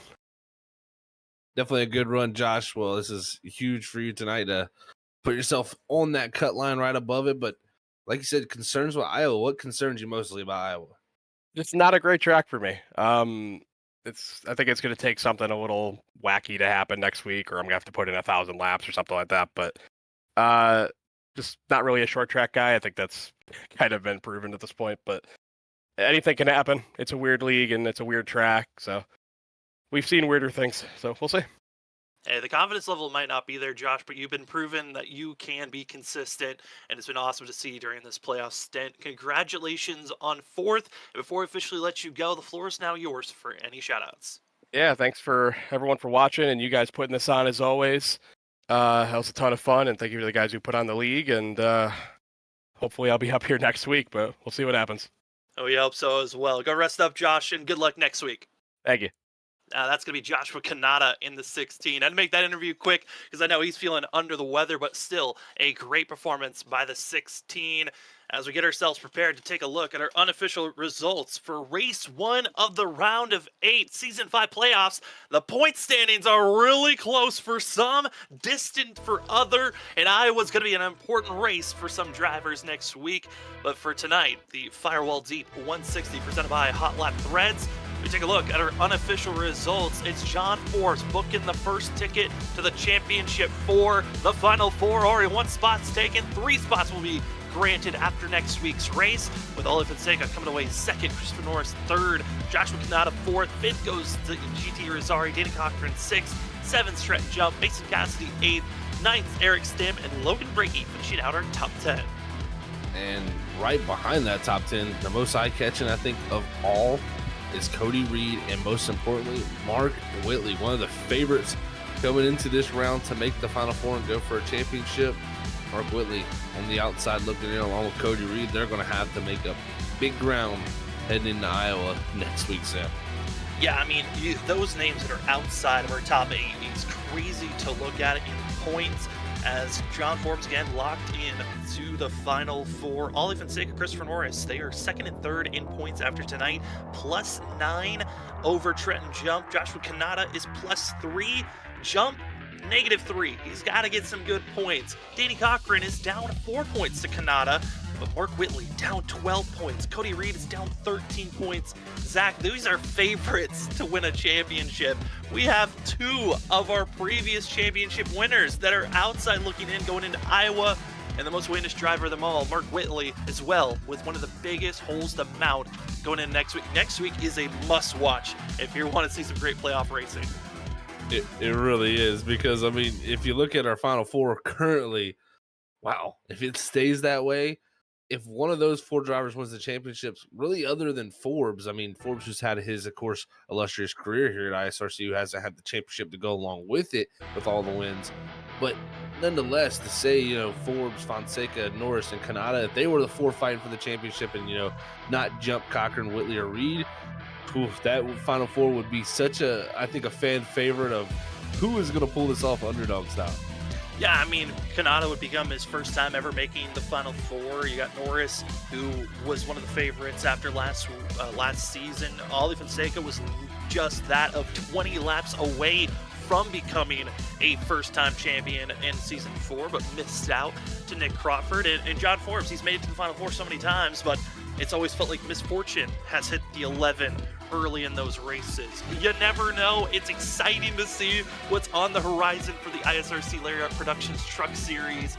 And man, has tonight proven that anything can happen. The drama, the flair, a lot of it mounted up at the end of the race, but John Forbes gets it done. But if you'd like to see more incredible racing here on Freaky Fast Broadcasting, well, we've got it for you, because it is Talladega week for our next couple of races coming up. Tomorrow night, the Full Send Racing Series, Talladega, race number 13. Oh, we have only got a couple of races left before the regular season's done. Who's in, who's out? You'll have to check out that finish tomorrow night, as those Xfinity cars are going to be roaring.